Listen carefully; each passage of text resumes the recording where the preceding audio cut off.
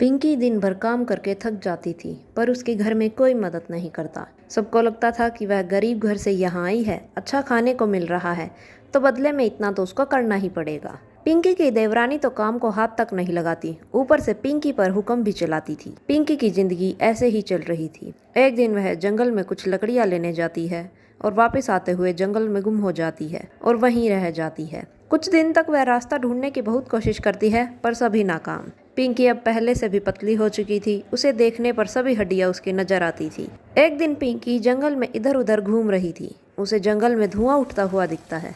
बाहर जाने की आशा में वह तेजी से धुएं की दिशा में बढ़ने लगती है। जब वह वहां पहुंचती है तो देखती है कि उसके घर वाले किसी तांत्रिक के साथ बैठे थे।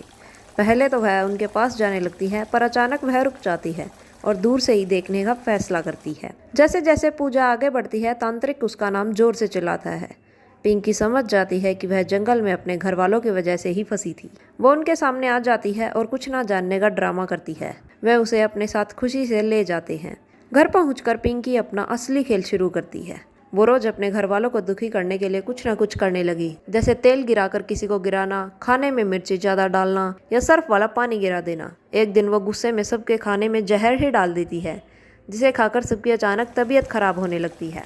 तब वो उन्हें बताती है कि उसने उन्हें काला जादू करवाते देख लिया था और आज तक घर में जो भी हो रहा था वो सब वही कर रही थी।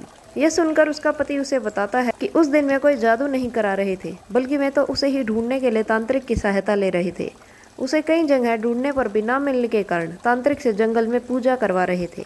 तुम्हारे जाने के बाद हमें एहसास हुआ कि हम तुम्हारे बिना नहीं रह सकते, परंतु तुमने हमें गलत समझ लिया। इतना कहकर पति और बाकी सब मर जाते हैं।